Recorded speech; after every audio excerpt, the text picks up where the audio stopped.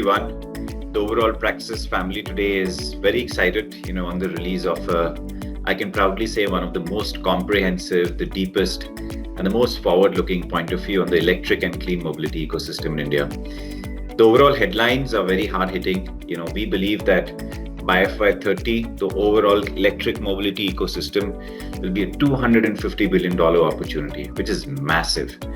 If you think about it from a 5,000 feet, it basically means creation of a completely new category. New industries, new supply chains, new profit pools, new players, and also a lot of capital investment into the segment. The ecosystem is very broad.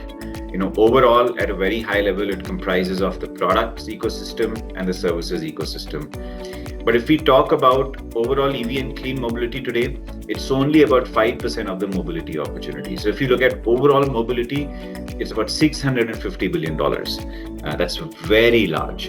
And by FY30, this is going to almost double and become $1.2 trillion. Clean and electric, we expect to become about 20% of the overall mobility, hence about $250 billion.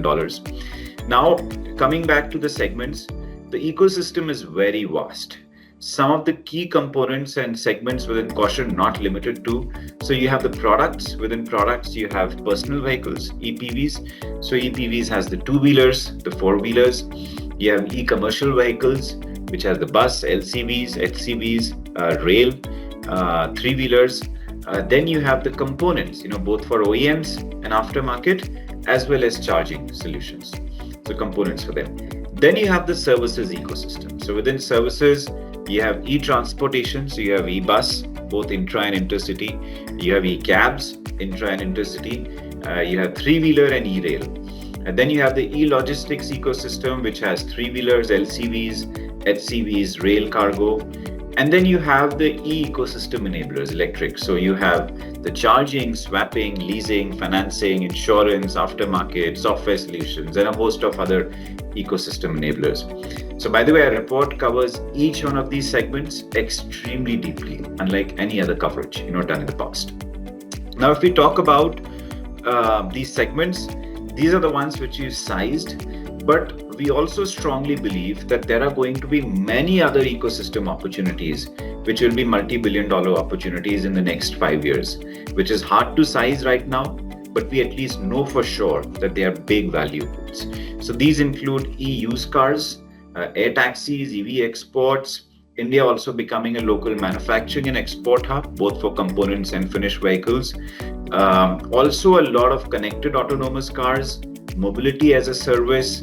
Then you have battery recycling, sustainability, carbon credits. So we will talk about each one of these opportunities also in this report. Many things are leading to this growth. Of course, thanks to the government, we all eagerly anticipate, the outcomes of the FAME 3 policy. But beyond that, the government has played a very pioneering role in creating this sector to growth. Some of the other factors which are driving this growth is also a massive change in consumer perception. So areas like range anxiety, charging anxiety have gone away, or is going away at least, and consumers are becoming more and more comfortable buying and using EVs. Then there is a lot of FDI and private equity investment that is happening into this sector. So in this report, we also talk about the investment ecosystem, some of the key deals, and what kind of capital has this sector taken. Also, technology is changing and improving very rapidly. Areas like range, areas like top speed, charging, DC charging, fast charging, a lot of the technology is growing very fast. The cost of technology is reducing, so the barriers of using EVs is coming down pretty fast.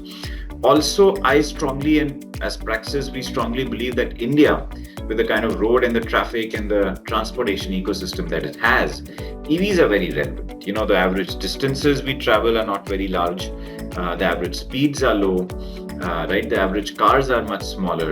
And all those things create a very viable and conducive ecosystem for adoption of EVs.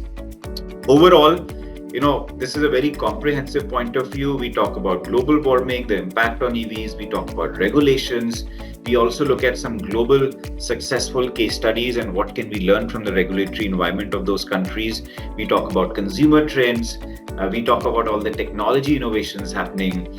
We talk about the investments, and finally, we also talk about the implications for the players and the investors who are interested in this space. At Praxis, we have actively worked with a lot of clean mobility players as well as investors. We remain very committed and actually very bullish about the growth and the opportunity in this segment. I want to use this opportunity to thank all our clients, our partners, advisors, and also our teams, who spent a lot of sweat and blood to put this report out. I hope you find this an interesting read, exciting read rather. If you have any questions, please don't hesitate to reach out to us. We'll be very happy to talk.